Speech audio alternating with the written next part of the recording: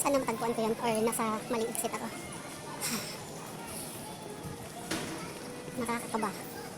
Nakakapagpigil hininga ng pangyayari. Hindi ko alam kung tama tong nilabasan ko. Pero wala pa dito yung agent. So I don't know. Darb, what's up sa for today? Nasa airport po tayo, nasa Terminal 3 kung saan ang Singapore Airlines ay located dito, banda sa may B. Good news! Pasok po natin yung kontrabando natin. So, ang pinaka nakalusot tayo sa may security banda sa banda security natin. So, yun.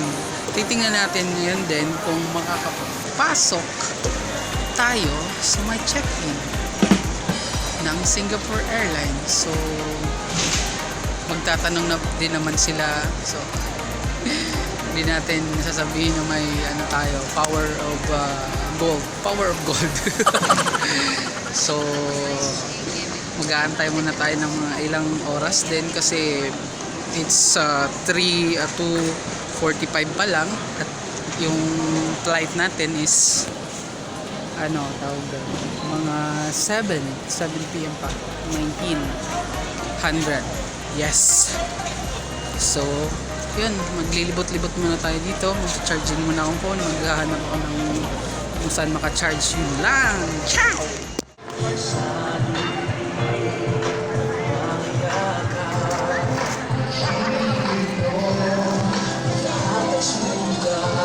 Nag-grant din yung ano natin na mawin-visit tayo sa airlines ngayon, sa Singapore Airlines. So, salamat sa iyo ate sa pag-assist. Kasi nag-grant natin kahit para napilitan si ate, nag-grant pa rin. Pero yung seat natin is bandang makina sa likod. So pag alam mo na, yun lang. So, pasok muna tayo dito sa entrance sa gate ko. Let's go!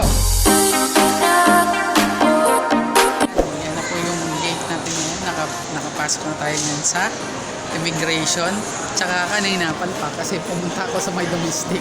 Hindi nagbabasa-basa. At yun lang yung epic fail moment ko. Kanina, pumasok ko sa domestic flights, international flights naman.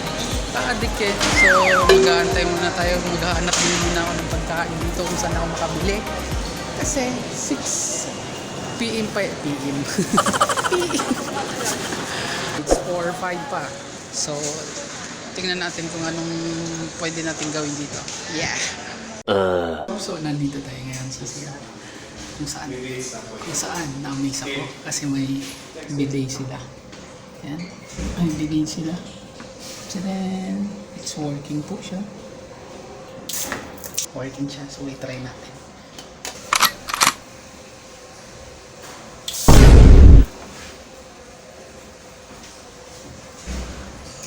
Ang lakas ng bidet.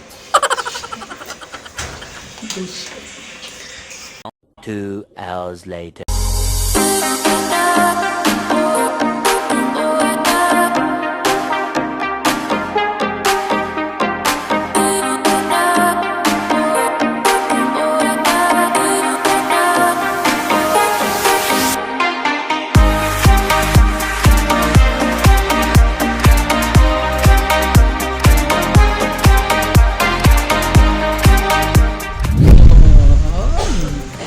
Sa Singapore na po tayo, nasa Changi Airport tayo. Sa Changi. Medyo malayo-layo pa yung lakaran. Konti, kagaya ng dati, last year. So, let's go. Pagkaalala ko dati, kailangan namin bumaba dun sa immigration dyan. Kasi ako naman isa at wala akong nakitang kasamahan ko ngayon. At, so yes, sabay-sabay tayong mawawala. Bruh. Good luck sa akin. Good luck. Tingnan niyo naman yung garden halaman ni Mayura yung banda. Nadiligan na yan kanina. Nag-text sa akin yung hardinero.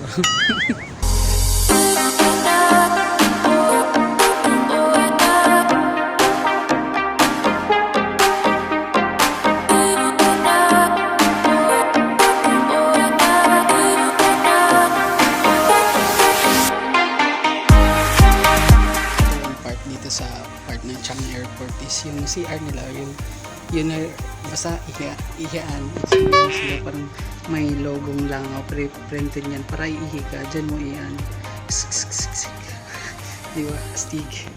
One eternity later. Wala po pong sinyales na may liwanag po. Opo.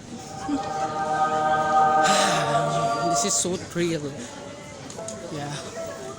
Hindi ko alam kung saan sila nakapwesto, yung susundo namin or yung agent na magsusundo sa akin or sa amin kasi apat kami.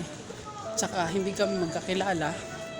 So ito na yung thrill na part kung saan maghahanap-hanap kami hide and seek. Saan na matagpuan ko yun or nasa maling exit ako.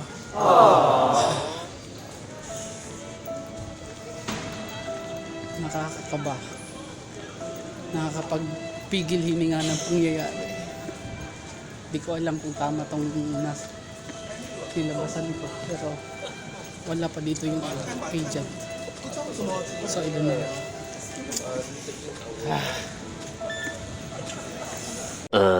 Siyempre, hotelier tayo. Alam natin yung information. Kaya nagpatulong ako sa information para tawagan yung port agent na magpipick up sa akin. So, sabi naman ng port agent na susunduin daw ako dito na lang ako mag-aantay sa information. So tingnan natin kung ilang minuto, ilang oras ako mag-aantay dito. Okay lang kahit madaling araw na basta ma-pick up ako dito kasi bukas magtatrabaho, balik trabaho na naman, balik kargador, live na naman tayo. So tingnan natin kung anong hindi ko na alam kung anong sasabihin ko eh. Basta keep calm lang. Hindi positive. Kalma. Baho. Hindi pala ako nakapag-toothbrush kanina. Sorry naman. So mag-wait muna tayo. Yeah.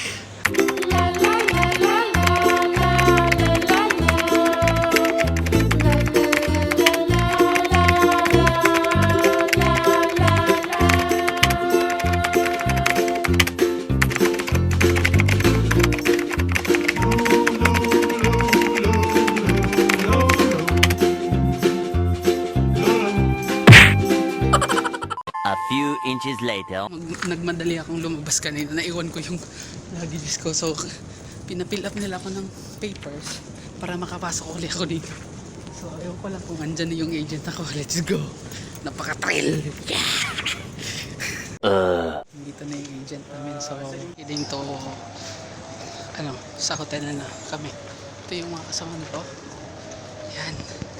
So, tingnan natin kung maganda yung hotel natin, pero for sure Marinara Hotel pa rin gaya last year. Let's go.